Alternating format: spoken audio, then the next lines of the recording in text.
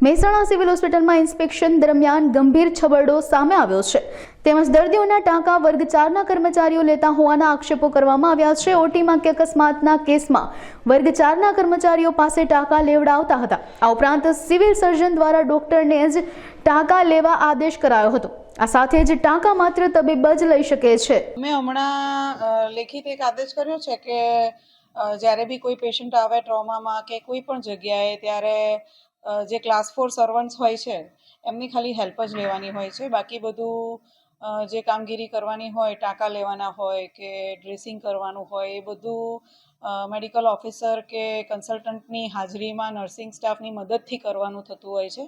એમાં ક્લાસ 4નો ક્યાંય રોલ આવતો નથી હોતો।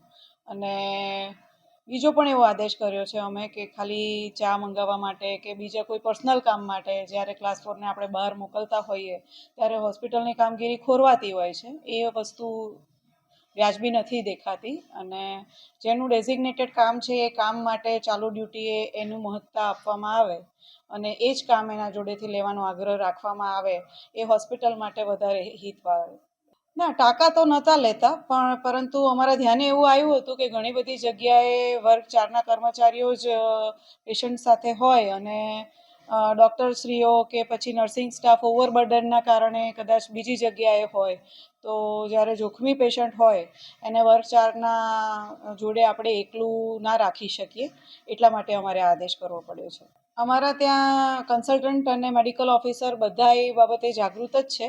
નવા ડૉક્ટર્સ હમણાં થોડાક ઉમેરાયા હતા જેમને ટ્રેનિંગના અભાવે કદાચ આવું અમારા ત્યાં ધ્યાનમાં આવેલું છે પણ એ લોકોને પણ અમે ટ્રેનિંગ આપીને હવે બરાબર કામગીરી માટે જાગૃત કરી દીધા છે અને હવેથી અમારા રાઉન્ડમાં પણ અમે જોઈએ છીએ કે એવી કોઈ ઘટના દેખાતી નથી।